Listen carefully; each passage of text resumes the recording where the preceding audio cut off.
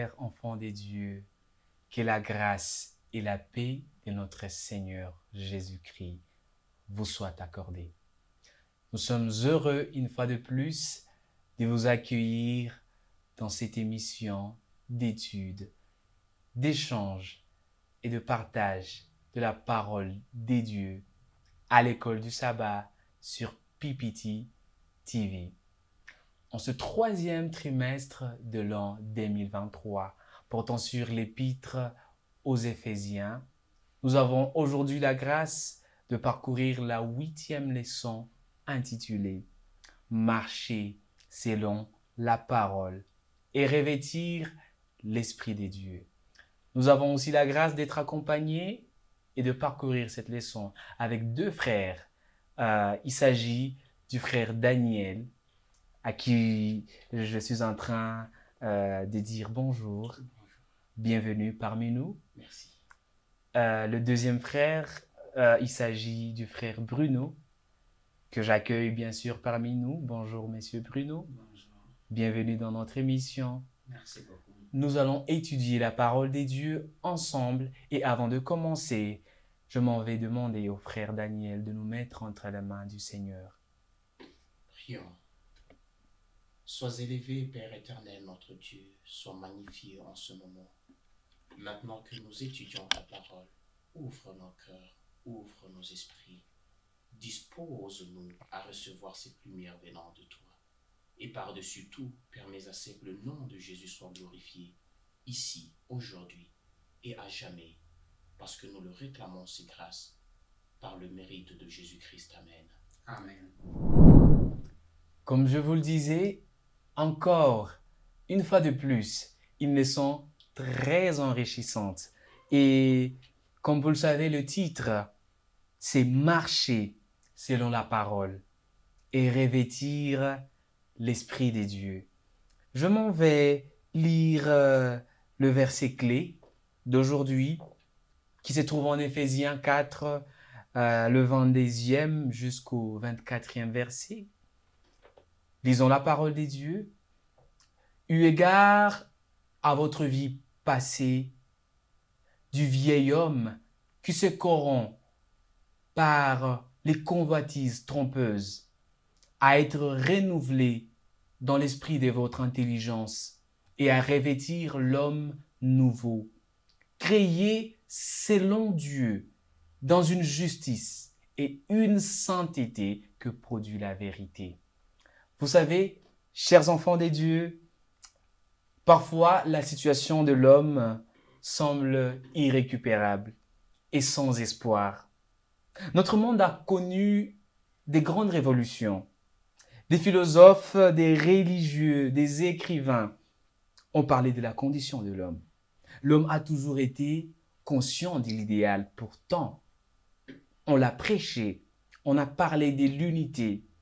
La leçon passée que nous avons parcourue parlait de l'unité. Aujourd'hui, on prêche la démocratie. Aujourd'hui, on prêche l'amour, on prêche l'humanisme. Mais tout cela semble inatteignable. Pour beaucoup, la race humaine ne peut changer et n'est vouée qu'à disparaître. Et nous sommes en train de nous poser cette question tous aujourd'hui. On se demande que dire finalement de la condition humaine? Que dire de cet homme actuel qui, malgré tous les efforts humains, malgré tous les efforts des politiques, n'arrive pas à changer?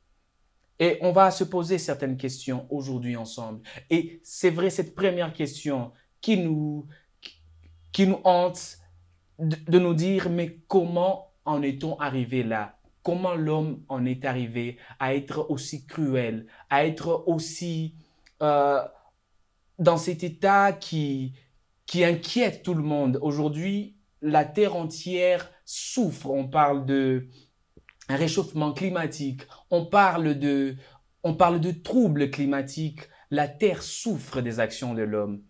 Et je suis en train de me demander, cher frère Daniel, que dire de la condition humaine? Que dire de cet homme actuel? Que dire de cet homme actuel? Je me demande moi-même que dire de cet homme actuel. Parce que l'homme actuel est devenu un homme qui étonne. Que dire de cet homme qui, le matin, se réveille? Elle est une personne, mais après 2 heures, elle devient une autre personne. Après 1 heure, tu rencontres la même personne, elle est devenue une autre personne. L'homme est devenu quelque chose d'aussi complexe que l'homme ne sait même pas par lui-même définir qui il est exactement. Mais je me rappelle de ce que la Bible nous renseigne sur cette transformation. Au départ, la Bible nous dit que Dieu, dans Genèse, le chapitre 1er, quand Dieu finit de créer, il dit que tout est parfait, tout est bien, tout est OK. Mais dans le chapitre 3, il y a l'homme qui pêche et soudainement, l'image change et l'homme devient autre chose que ce qu'il était au départ.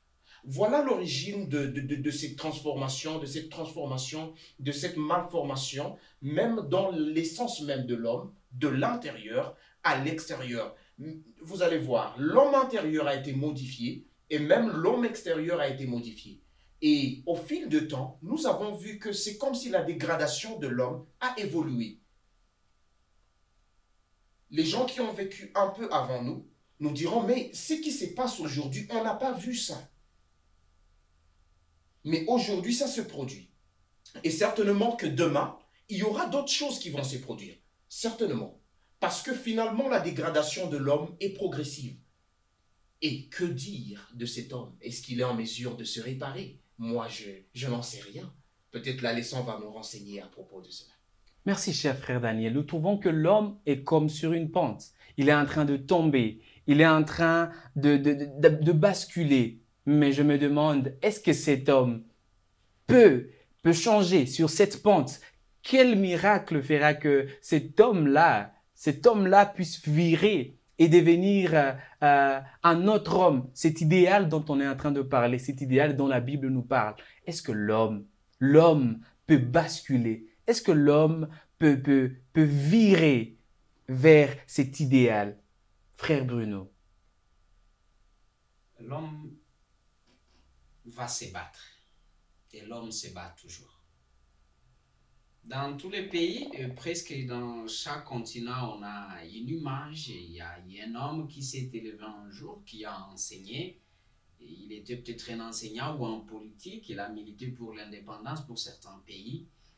Et il reste le symbole, l'image de l'espoir des nations, des continents. Là, c'est l'homme qui se bat. Aujourd'hui, pour essayer de redresser l'homme, on crée des universités, des écoles de tout genre, on amène des théories. Je félicite l'homme puisqu'il se bat.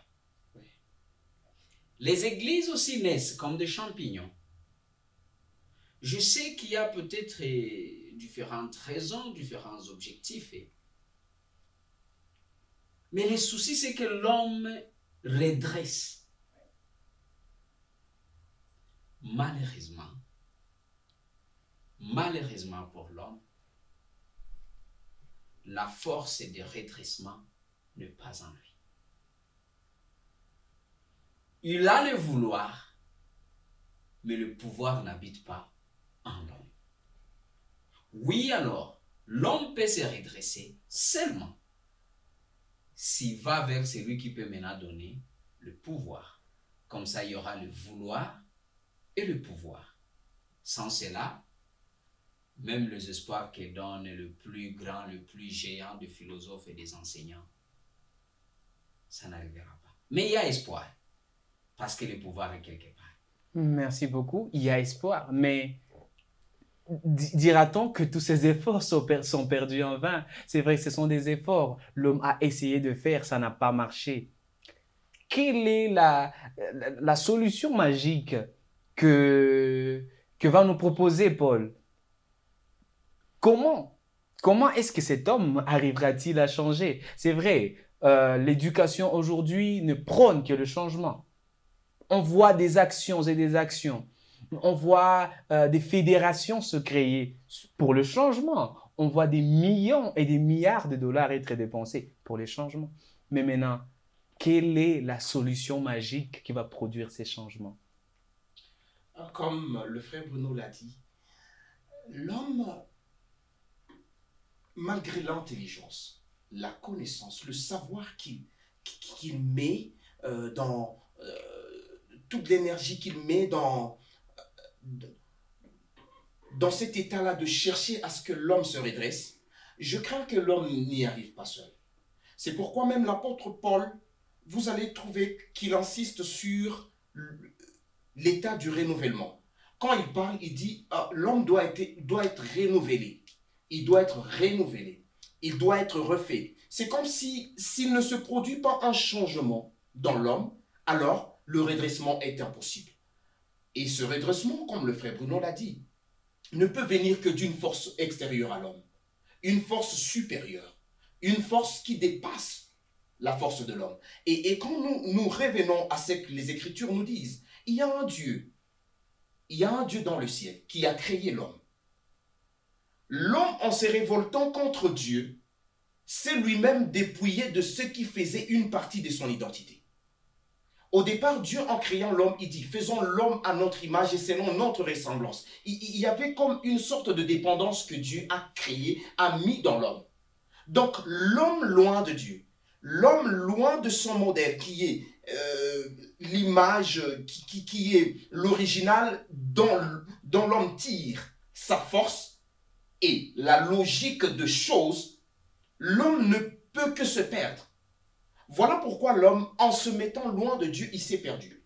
Et donc, le secret de revêtir cet homme-là nouveau, c'est de revenir à la source, de revenir donc au Seigneur, de revenir à Dieu. Donc, cela voudrait nous dire que si l'homme aujourd'hui, dans la condition dans laquelle il se retrouve, n'accepte pas de repousser, de se dépouiller, de se débarrasser de ce qu'il est aujourd'hui, pour accepter la condition initiale de Dieu, parce que Dieu ne propose pas une condition nouvelle.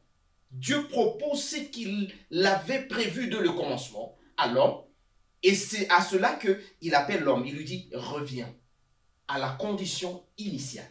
Si l'homme accepte alors de revenir à la condition initiale, alors le processus s'enclenche. Mais ce ne sera aussi pas comme de la magie. Ce ne sera pas comme du tic-au-tac, comme si on touchait à un interrupteur et c'est tout. Non, c'est tout un processus. Vous voyez, l'homme s'est dégradé tellement qu'il a besoin de suivre un processus de changement et de transformation. C'est pourquoi même l'apôtre Paul revient sur la vie quotidienne de chrétien. Ok. Si je comprends bien, c'est que on ne peut changer seul. On ne peut pas arriver. L'homme ne saura pas changer seul. Il fera des efforts. Mais pour que ce changement soit vraiment réel, il faut une autre force surnaturelle qui le dépasse. Et j'aimerais même qu'on complète cette pensée par le verset 22, 23, 24 d'Éphésiens, le chapitre 4, où il est écrit « Cela consiste à vous débarrasser de votre ancienne manière de vivre, celle de l'homme que vous étiez autrefois, et que les désirs trompeurs mènent à la ruine, à être renouvelés par le changement de ce qui oriente votre pensée, et à vous revêtir de l'homme nouveau créé conformément à la pensée de Dieu pour mener la vie juste, sainte que produit la vérité. » Mais cela n'est-il pas, comme je le disais, comme un idéal inatteignable? Je viens de voir, on vient de parler d'un vieil homme, se débarrasser d'un vieil homme pour finalement un nouvel homme. Je ne sais pas par quel miracle Ézéchiel que vous voyez ici peut devenir quelqu'un comme Bruno. Il change complètement. Et quand vous le voyez, vous ne le reconnaissez plus parce qu'on parle de deux hommes différents. Si vous avez bien suivi la lecture, on parle d'un vieil homme et d'un nouvel homme. Papa Bruno, comment est-ce possible? Est-ce comme les insectes, les processus de la métamorphose? Ça se passe comment? C'est pas tellement comme de la métamorphose, mais le terme me plaît bien. Seulement,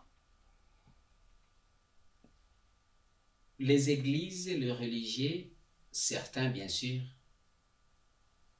ont causé plus de dégâts que de bien. On nous a appris à être des religieux et non des chrétiens. Vous voyez, si vous croisez avec un croyant d'une dénomination quelconque, il voudra défendre plutôt sa dénomination que vivre sa foi. Pourtant, en Actes des Apôtres, le chapitre 1er, le verset 8e, Jésus a demandé à ses disciples pas d'être ses avocats, mais d'être ses témoins. Témoins, c'est-à-dire de vivre au début des Actes des Apôtres. L'Église primitive commence. Jésus dit, soyez mes témoins. Racontez ce que j'ai vécu. Vivez aussi ce que moi j'ai vécu. On ne nous a pas appris cela. On nous a seulement appris à faire des récitals. Notre église, notre dénomination, vous voyez, même lors du baptême, si vous suivez le baptême dans le Nouveau Testament, Jean-Baptiste disait, lorsque les personnes s'approchaient, il disait, eh bien, que chacun parle à l'autre selon la vérité. Mais il disait aussi, si quelqu'un a 2 tuniques, qu'il donne une. Mais aujourd'hui, quand vous regardez dans la religion, est-ce qu'il y a quelqu'un qui n'a pas de tunique? Non, il y en a qui en ont des centaines, alors qu'il y en a qui en manquent complètement. C'est parce que les religieux ne nous ont pas appris, transmis Christ, mais ils nous ont transmis des informations concernant. C'est comme si toutes les études que nous avions faites dans le cadre de la parole de Dieu n'étaient que des connaissances empiriques, des historiens. Mais pour que cela soit possible, le changement, oui. Lorsque Christ entre dans la vie de quelqu'un, plusieurs passages dans la Bible nous parlent comme le fou de Gadara et d'autres. Vous l'aviez vu, il entre en contact avec Christ, Christ change sa vie et l'instant d'après, c'est une autre personne. Peut-être que nous sommes allés aussi très loin. Mais, même loin où nous sommes allés, le Seigneur vient nous chercher là-bas. Le frère Daniel a dit, ce n'est pas un nouveau plan. C'est le même plan, c'est la même main tendue de Dieu. Mais l'orgueil de l'homme. Tout le monde voudrait que ce soit sa solution qui marche et qui sauve l'humanité. On voudrait qu'il n'y ait plus de voitures. On voudrait qu'il n'y ait plus. Il faut de l'énergie pure, l'énergie naturelle. Tout ça, c'est bon. Mais la solution de l'homme ne résoudra pas le problème. Si seulement l'homme reconnaît que je viens de Dieu. Moi, ça m'étonne. L'homme est capable de dire que j'ai acheté le véhicule, peut-être de la marque Ford. Il y a un dysfonctionnement. Donc, je vais appeler les entreprises Ford pour demander comment on arrange votre truc. Mais il n'accepte pas de revenir vers Dieu qui a créé le monde pour lui dire, Seigneur, ici, ça nous complique. Comment faire? Par contre, lorsque Ford leur dit, votre véhicule là, c'était pour essence, alors ne mettez pas le diesel. On accepte. Mais quand Dieu dit, le monde, je l'ai créé pour que l'homme soit A, B, C, on dit à Dieu, non. Il doit être alpha, bêta. Tu vois? Moi, l'homme, je propose alpha, bêta, alors que Dieu lui a dit A, B, C. Le changement, on a besoin de le voir. Et l'apôtre dit, revêtir. Voilà, ils sont dit, marchez, comportez-vous selon l'évangile que vous aviez. Il dit, si, dis-moi, c'est de Christ que vous aviez appris ces choses. Avez-vous appris de Christ quelque chose? Arrêtez de penser toujours que le pasteur a dit, Qu'est-ce que Christ, lui, a dit? Vivons Christ et le reste ira de soi. Mais c'est même une maladie, disons, terrible qu'a l'homme de vouloir être totalement indépendant. L'homme veut cette indépendance-là. C'est pourquoi même l'homme chrétien, il veut même l'indépendance vis-à-vis de Dieu. C'est pourquoi même arriver à ce que le frère Bruno vient de dire est devenu tellement difficile. De plus en plus, nous sommes dans l'Église, des chrétiens, comme il l'a dit, et on n'observe aucun changement. On n'observe aucun changement, aucune modification de vie, aucune évolution spirituelle. Comme si on était dans un club. Oui, Ouais. c'est comme si la croissance spirituelle est impossible à l'heure actuelle dans l'Église, même dans l'Église, parce que tout simplement, l'homme veut garder le minimum d'indépendance. Et comme il veut garder le minimum d'indépendance, s'il y a quelque chose qui veut s'élever au-dessus de lui, comme voulant lui donner une orientation de vie, alors il n'est pas prêt. Voilà pourquoi même aujourd'hui, il est difficile de remarquer et de mettre une distinction entre celui qui craint Dieu et celui qui ne craint pas Dieu. Voilà pourquoi même l'apôtre Paul, comme le frère Bruno l'a dit, nous exhorte à marcher et à revêtir un nouvel homme. Un homme fait selon la volonté de Dieu. Oui, oui. Je suis en train de comprendre que, en fait, le plus difficile dans tout ça, c'est que l'homme doit relâcher quelque chose. Finalement, l'homme doit se débarrasser de quelque chose qui peut-être à laquelle il est attaché. L'homme est attaché à son indépendance. L'homme veut contrôler. Il y a des choses que l'homme ne sait pas lâcher. Et j'aimerais qu'on en revienne là. Quelles sont les choses que l'homme doit relâcher? C'est quoi le vieil homme que l'homme finalement à qui l'homme doit finalement dire non? Et quelles sont les choses que l'homme maintenant devra embrasser? Quel est ce nouvel homme que finalement nous sommes appelés à revêtir? Très, très cher frère Daniel. Voici comment est-ce que Dieu considère la sagesse de l'homme, la sagesse humaine.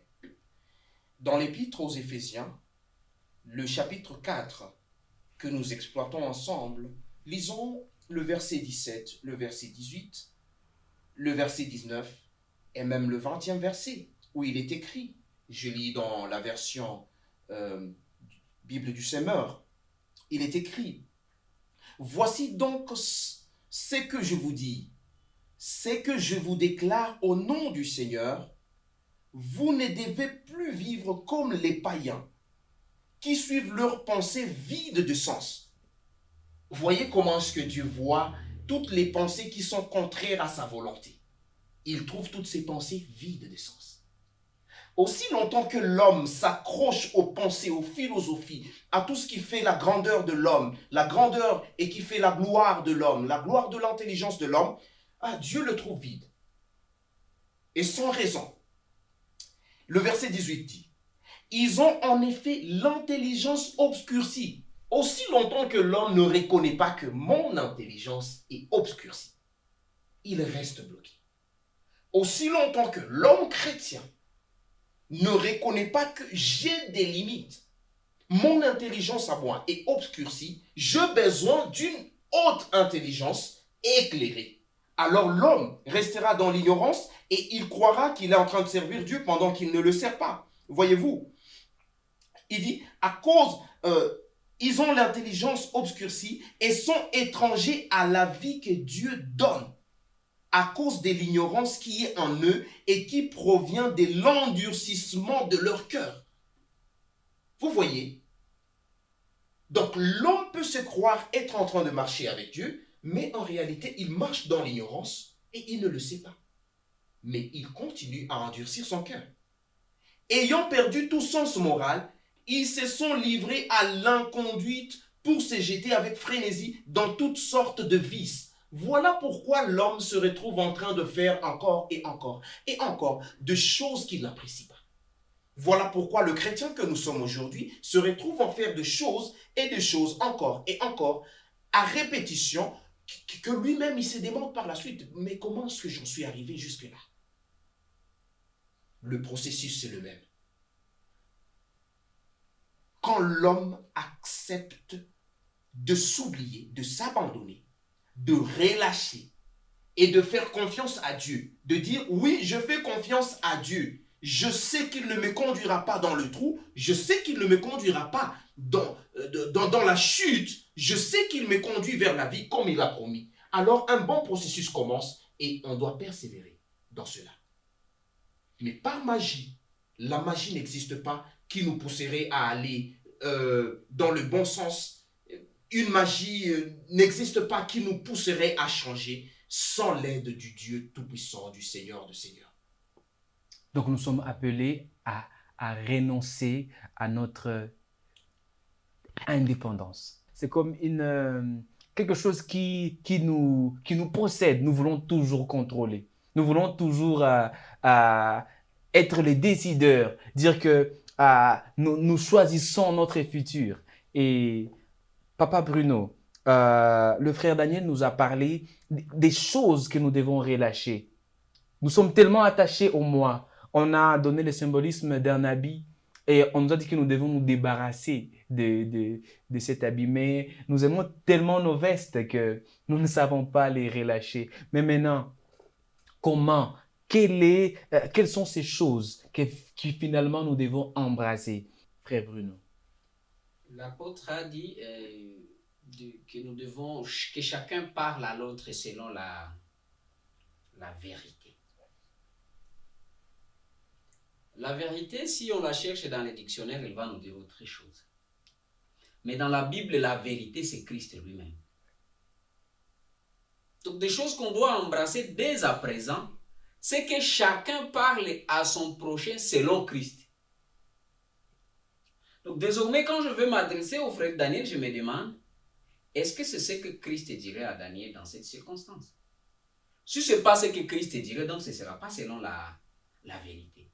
Mais la vérité aussi, arrêtons de prendre la vérité parce que Christ n'est pas relatif. Et non, c'est la vérité. Mais ça dépend. Non, Christ ne dépend de rien. Ouais. Nous, en tant que croyants, nous devons accepter qu'il y a des garagistes des avenues, des garagistes du coin, qui sont de certains parents, qui sont certains prédicateurs, qui sont certains pasteurs, qui ont montré leurs limites.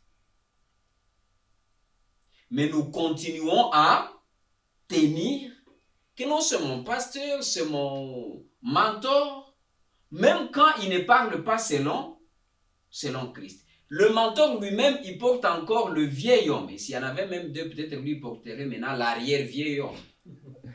Mais tu dis toujours que tu restes avec lui. Donc aujourd'hui, que chacun parle selon la vérité. On insiste sur la parole, parce que la parole elle-même c'est Christ. La vérité c'est Christ. Ne parlons pas de Christ. Vivons Christ. Parler de Christ, même les démons parlent de Christ. Et d'ailleurs, eux, ils aiment beaucoup parler de Christ. Ils savent dessiner, peindre Christ, ils connaissent. Mais ils ne vivent pas Christ. Si nous vivons Christ, c'est pourquoi l'apôtre pouvait dire à la fin, ce n'est pas moi, mais Christ. Ce n'est plus le vieil homme que vous aviez connu. Je revêtis Christ. Je vis Christ, il agit en moi. Mais le Christ est là. Si l'on veut y arriver,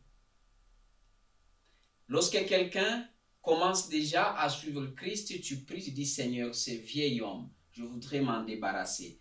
La première des choses, lorsqu'un croyant commence à prier, Dieu commence par te convaincre du péché. C'est le rôle premier du Saint-Esprit. Lorsque tu es convaincu du péché, tu confesses ce péché et que le Seigneur commence à venir vers toi, il te donne aussi de l'indépendance. Quand tu connais prier, tu lis la parole de Dieu, Dieu te donne l'indépendance en sorte que tu sauras que le pasteur n'est pas un Dieu. Tu sauras que le pasteur, il peut se tromper. Le pasteur, c'est un homme, il est aussi limité. Parce que par moments, les vieils hommes restent parce que le pasteur veut qu'il reste. Parce que les nouvel homme n'entre pas, parce que celui qui a la clé, c'est le pasteur. Mais Dieu voudrait qu'aujourd'hui, au travers de cette leçon, que l'on apprenne à laisser la porte, qu'on aille chez Dieu. Quand nous serons chez Dieu, il nous donnera cette indépendance des hommes parce que nous ne dépendrons que de lui-même. Lorsqu'un homme dépend de Dieu, il est indépendant par rapport aux hommes. Cette leçon finalement nous appelle à disparaître et à laisser Christ apparaître en nous. Et je suis en train de me questionner. Ce sera ma dernière question, très cher frère Daniel. Je suis en train de me demander, mais finalement, ce processus va durer combien de temps?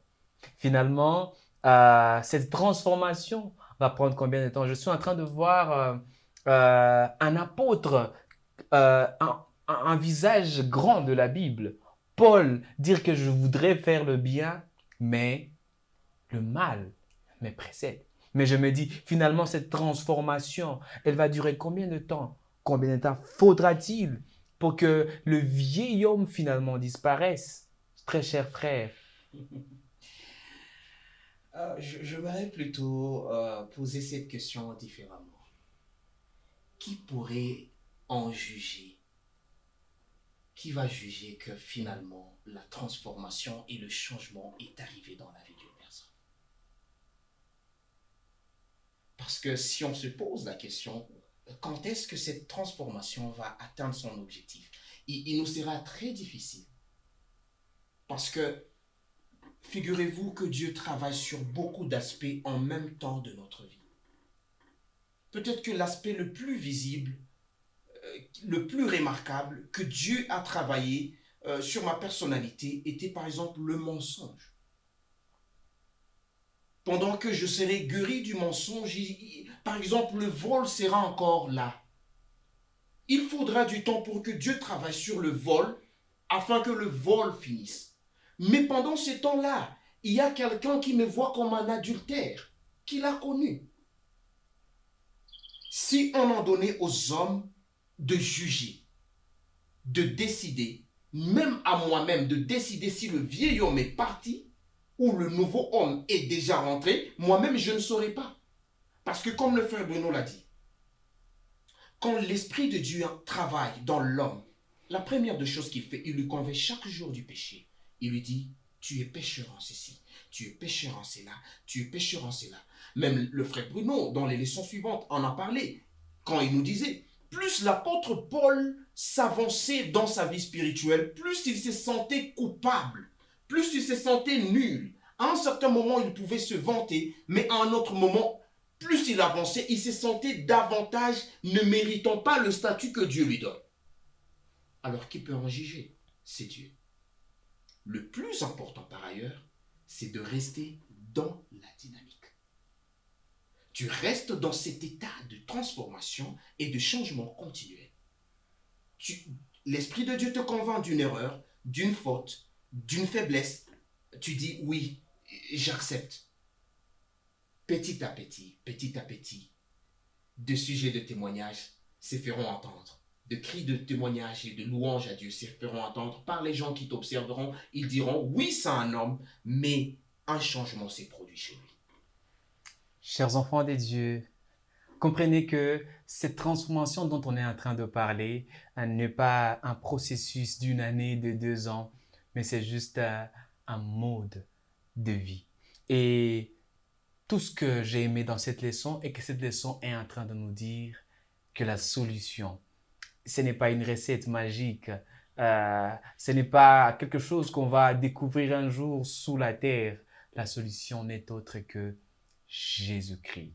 La croix répond à tout. La partie d'aujourd'hui, une partie qui a été enrichissante. Je suis en train de demander au frère Bruno de nous dire quelque chose pour clôturer cette partie à propos de cette leçon qui a été une leçon qui a parlé à chacun d'entre nous. Ne regardez pas sur la montre. Regardez le modèle Christ. Imitez-les. Oubliez les restes à côté. Oubliez les parents. Oubliez les pasteurs. Oubliez ce que le média dit. Oubliez les politiques. Le regard fixé seulement sur Christ. Lui, c'est le vrai modèle. On le revêtira. On les ressemblera parce que c'est ce à quoi le Seigneur nous a appelés. Nous sommes appelés à fixer les regards sur Christ. Frère Daniel, un mot de la fin. Le monde est trompeur.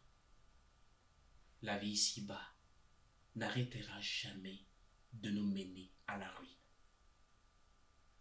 Comme le frère l'a dit, acceptons de dépouiller ce corps du vieil homme, de dépouiller nos esprits, de dépouiller tout notre être, afin que Dieu rebâtisse et recrée en nous la personne idéale, la personne selon sa pensée. Et il est prêt à le faire pour toi, tout comme pour moi. Que le Seigneur nous y aide.